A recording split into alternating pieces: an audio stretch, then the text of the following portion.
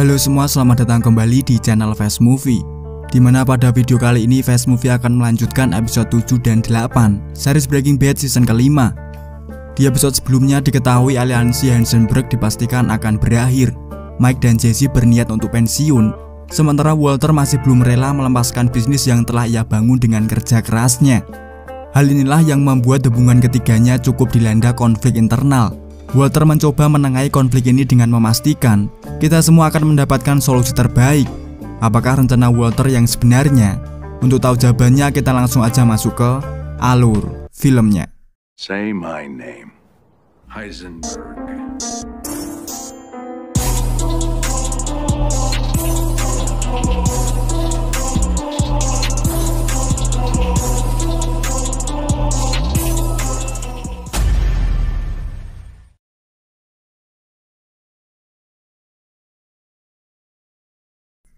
Setelah Walter berhasil meyakinkan Mike dan Jesse terkait rencananya, mereka bertiga akhirnya bertemu dengan para kartel pionik. Kali ini Walter lah yang memimpin proses negosiasi. Sebelumnya kesepakatan yang Mike ambil ialah dengan menjual 1000 galon metilemin dan memastikan peredaran kristal met biru lenyap. Dengan asumsi bahwa 1000 galon metilemin ini akan jauh lebih bernilai di tangan Walter, Walter menawarkan kerjasama dengan kartel pionik. Jika Declan bersedia menyerahkan produksinya dan menjual kristal met biru buatannya sebagai gantinya, maka Walter akan memberikan 35% setiap keuntungan yang didapat. Declan yang tak tahu kalau pria yang dihadapannya ini ialah Heisenberg tentu merasa tersinggung dengan sikap lancang Walter barusan. Sebagai seorang pemimpin kartel pionik, ia tentu menolak untuk menjadi bawahannya. Hingga akhirnya Walter melemparkan sampel bromide buatannya dengan harapan Declan mengenali siapakah pria yang baru saja ia tolak. Melihat kebingungan di wajah Declan, Walter menambahkan beberapa clue. Walter menyebutkan jika dia adalah ahli kimia terkemuka dan satu-satunya pria yang bisa membunuh Gasfring. Para kartel pionik pun saling bertatapan satu sama lain. Mereka seakan tak percaya bisa berada di suatu tempat bersama dengan sosok pria yang sangat dihormati di dunia perdagangan obat-obatan terlarang. Walter pun meminta Declan untuk menyebutkan namanya. I'm the cook. I'm the man who killed Gus Fring. Say my name, Heisenberg. You're goddamn right. Kartel pionik akhirnya sepakat dengan kerjasama ini dan memberikan 5 juta US dollar kepada Mike sebagai pesangon. Karena mulai hari ini urusan distribusi akan diambil alih oleh para kartel pionik. Sementara Jesse yang masih belum mendapatkan bagiannya tentu meminta Walter untuk segera mengupayakannya. Hanya saja sebelum itu Walter meminta bantuan Jesse untuk menunda pensiunnya, setidaknya sampai proses masa transisi bisnis berjalan dengan lancar. Sebelum mereka berpisah, Mike meninggalkan pesan bahwa mulai hari ini ia telah resmi pensiun. Dan yang kedua, Mike meminta Walter untuk segera mengambil pelacak di kantor DEA, karena ia mendapatkan informasi bahwa DEA akan melakukan pembersihan besar-besaran dalam waktu dekat. Perpisahan tanpa berjabat tangan ini tentu membuat Walter merasa tak dihormati oleh Mike, sehingga Walter langsung masuk ke dalam gudang dengan ekspresi yang cukup dingin. Sementara Jesse sendiri merasa cukup kehilangan. Ia menawarkan jika suatu hari setelah dia resmi pensiun, Jesse ingin bertemu lagi dengannya sebagai seorang teman. Seakan tahu apa yang akan dilakukan Walter kepada Jesse, makanya bilang kalau lebih baik Jesse berhati-hati. Mereka pun lantas berjabat tangan untuk perpisahan. Setelah mendapatkan uang cash sebesar 5 juta US dollar, Mike menyuruh pengacaranya untuk mendepositkan uang itu ke dalam bank, di mana pengacara itu menyogok petugas bank supaya saat proses deposito ia ditinggalkan ke dalam berangkas sendirian. Pertama, pengacara itu mendepositkan dana ke dalam satu persatu rekening keluarga anak buah Mike, yang mana akan ia lakukan secara bertahap supaya tak terdeteksi DEA. Dan yang kedua, ia mendepositkan uang sebesar 1 juta US dollar kepada cucu Mike, di mana uang itu akan digunakan cucunya saat ia berusia 18 tahun. Mike yang kini masih memantau penyadap suara melalui laptopnya mendapatkan informasi bahwa DEA telah memiliki surat perintah untuk menggeledah rumahnya. Tentu hal yang mesti Mike lakukan ialah membuang semua barang bukti, termasuk laptop yang ia gunakan sebagai peranti penyadap, beserta seluruh senjata api miliknya. Sebagai langkah jaga-jaga jika kemungkinan buruk terjadi, Mike telah menyiapkan uang cash, paspor beserta kendaraan yang telah ia siapkan di bandara. Dengan begitu jika rencananya gagal, Mike akan menggunakan kendaraan itu untuk pergi meninggalkan kota. Satuan DEA kini mulai mengobrak-abrik kediaman Mike. Penggeledahan yang dilakukan selama setengah hari itu ternyata sama sekali tak membuahkan hasil. Agent Hank seolah dibuat tak berdaya oleh mantan perwira polisi ini. Sementara kini Jesse dan Walter mulai mengalihkan tempat penyimpanan metilemin ke perusahaan pencucian Walter. Dengan pengalihan besar-besaran ini tentu Skyler sangat khawatir tentang apa yang akan Walter rencanakan. Skyler sempat mengira jika Walter sengaja menyembunyikan bahan-bahan ini dari para kartel yang mencoba membunuhnya. Merasa terganggu dengan pertanyaan ini, Walter langsung memerintahkan istrinya supaya tak ikut campur dan lebih baik fokus kepada pekerjaan pencucian mobil. Di tengah transisi bisnisnya, ada banyak hal yang mesti Walter lakukan untuk merubah settingan laboratorium supaya bisa memproduksi meth dengan jumlah lebih besar. Jesse yang turut membantunya sama sekali tak kerasan terus berada di tempat ini. Jesse berulang kali menyinggung jatah 5 juta dolarnya dan kapan waktu yang tepat ia bisa benar-benar lepas dari pekerjaan haram ini. Secara pribadi Walter sebenarnya tak ingin Jesse pensiun, sehingga hal yang Walter upayakan saat ini ialah dengan mencuci pikiran Jesse. Walter mengaku jika kehebatan Jesse memasak perlu diacungi jempol. Meski tak paham dasar rumus kimia, Jesse bisa memasak sama persis seperti buatannya. Sangatlah disayangkan jika Jesse menyanyiakan potensi ini. Meski biasanya teknik manipulasi Walter sangat mempan, kali ini Jesse sama sekali tak terpengaruh oleh ucapannya. Tekadnya yang bulat membuat kepintaran Walter dalam menyusun kata-kata meyakinkan seakan lenyap dengan begitu saja. Sehingga Jesse mulai detik ini keluar dari bisnis. Meski Walter tak memberikan jatah uang 5 juta dolarnya. Dengan gagalnya usaha DEA dalam menemukan bukti keterlibatan Mike, Agent Hank sebagai ketua tentu mendapatkan kritik dari pemerintah pusat. Pemimpin pusat sebenarnya telah menutup kasus gas ring. Hanya saja Hank masih terus mengawasi Mike. Pemimpin pusat menyarankan supaya Hank fokus pada kasus lain yang tentunya tak kalah penting dari kasus gas ring. Dengan bukti peredaran kristal meth biru di jalanan, Hank mencoba melakukan pembelaan jika kaki tangan gas masih beroperasi. Hanya saja kini pemimpin pusat mulai geram dengan aksi Hank, di mana mereka akhirnya memutuskan untuk mengosongkan anggaran biaya terhadap kasus gas ring mulai detik ini. Dengan pemutusan kasus ini, di hadapan Agent Gomez yang mulai memuji Mike dan para anak buahnya yang tetap loyal. Satu hal yang menurut Hank masih janggal ialah ke-9 tahanan ini diwakili oleh satu pengacara bernama Daniel.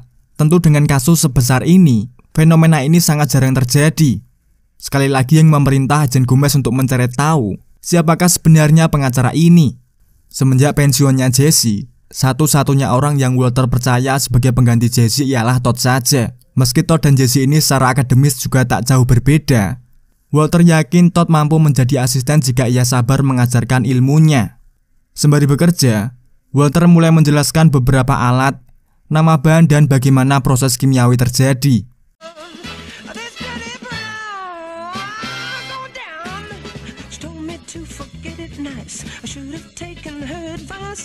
Proses pengintaian pengacara bernama Daniel ini ternyata membuahkan hasil, di mana DEA akhirnya berhasil menangkap basah Daniel yang saat itu hendak mendeposito uang para tahanan. Di keesokan harinya Walter kembali mendatangi kantor Hank, di mana tujuannya kali ini ialah mengambil penyadap suara. Walter melakukannya dengan motif yang mirip dengan kejadian sebelumnya, di mana Walter bercerita sambil menangis. Hank yang keluar mengambil kopi, dan Walter yang mulai beraksi mencabut semua alat penyadap. Hingga saat Walter selesai melakukan tugasnya, ia tak sengaja mendengar percakapan antara Agent Gomez dan Agent Hank. Gomez melaporkan jika ia berhasil menemukan aliran dana kepada para tahanan, dan si pengacara yang tertangkap basah bersedia menyerahkan Mike kepada DEA. Mendengar kabar itu tentu Walter sangat terkejut. Di tempat berbeda, Mike yang saat ini sedang menunggu cucunya bermain di taman mendapatkan telepon dari pengacaranya. Pengacara itu bilang kalau dia ingin bertemu langsung dengan Mike untuk membahas masalah keuangan. Mike yang sama sekali tak menaruh curiga tentu saja memberikan lokasinya saat ini. Beberapa detik setelah panggilan itu, Walter dengan terbata-bata mengabarkan jika DEA kini mulai mengetahui semua permasalahan suntikan dananya. Belum sempat berpamitan kepada cucunya, Mike terpaksa harus segera pergi, karena di sana ia melihat petugas kepolisian datang menjemputnya. Sebagai pengacara kriminal, Saul tentu menyayangkan keputusan Mike untuk menyewa jasa pengacara abal-abal. Tak bisa dipungkiri bahwa nasib mereka bertiga juga tergantung kepada Mike. Jika Mike tertangkap dan membocorkan informasi, maka cepat atau lambat kita akan menyusul Mike ke dalam penjara. Itulah kenapa kali ini mereka berkumpul untuk mendiskusikan bagaimana cara kita untuk tetap membuat Mike aman. Hingga kemudian suara telepon mulai berbunyi. Melalui saluran telepon, Mike ternyata ingin meminta bantuan Saul. Mike bilang kalau ia punya uang, paspor dan kendaraan yang telah ia siapkan di bandara. Namun masalahnya banyak mata-mata berkeliaran, sehingga Mike tak bisa mengambilnya sendiri. Itulah kenapa Mike meminta Saul supaya ia mengambilkan kendaraannya dan membawa kemari sekarang juga. Mengetahui bahwa Saul merupakan pengacara Mike, tentu sangat beresiko jika Saul yang mengambilnya sendiri, karena mungkin saja DEA juga menaruh mata-mata untuk mengawasinya saat ini. Satu-satunya orang yang sama sekali tak dicurigai DEA hanyalah Walter saja, sehingga sangat masuk akal jika Walter lah yang akan melakukan tugas ini.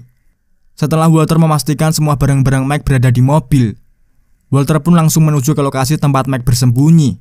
Sebelum Walter memberikan tasnya, Walter memiliki satu permintaan kepadanya, di mana Walter ingin tahu anak buahnya yang mendekam di penjara. Mike tentu tak ingin memberikannya, karena ia tahu kalau Walter akan membunuh mereka semua demi menyelamatkan dirinya sendiri.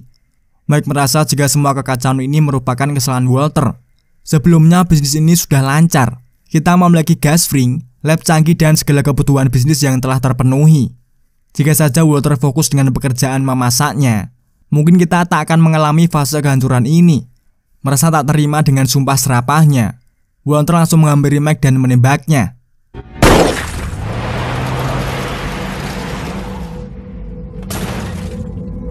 Mike yang terkena tembakan di bagian perut tentu tak bisa melakukan apa-apa kecuali menunggu waktunya untuk pulang ke rumah tua. Dari raut mukanya, Walter sebenarnya merasa sangat bersalah dengan membunuh Mike. Ia lupa jika Mike bukanlah satu-satunya orang yang mengetahui nama ke-9 narapidana. Jika saja Walter menyadari itu lebih awal, mungkin insiden ini tak perlu terjadi. Di keesokan harinya, Walter terlihat tengah bertemu dengan Lydia. Pertemuan ini dilakukan tak lain untuk menanyakan nama 9 narapidana. Sebelum menuliskan nama 9 narapidana, Lydia menawarkan supaya Walter melakukan ekspansi bisnisnya. Dengan memanfaatkan relasi dan koneksinya, Lydia bisa saja mengekspor Blue Med buatan Walter ke negara Ceko. Tergiur dengan keuntungan yang lebih besar, Walter tentu tak menyanyiakan kesempatan ini. Hanya saja sebelum melakukan ekspansi, Walter akan lebih dulu membereskan 9 narapidana tersebut. Setelah mengantongi identitas napi, Walter menyewa jasa pembunuh bayaran, di mana pembunuh bayaran itu merupakan paman Todd sendiri yang bernama Uncle Joe. Walter meminta supaya Joe membunuh daftar nama itu di waktu bersamaan. Meski Joe mengatakan bahwa membunuh 9 orang di 3 lapas berbeda cukup sulit, namun dengan pengalaman dan anak buahnya yang tersebar di mana-mana, ia menyanggupi pekerjaan yang Walter berikan. Keesokan harinya, tepatnya saat jam makan siang, aksi pembunuhan itu pun mulai dilakukan. Bermodalkan gagang sikat gigi yang dipertajam, mereka mulai membunuh semua daftar nama dengan sangat sadis.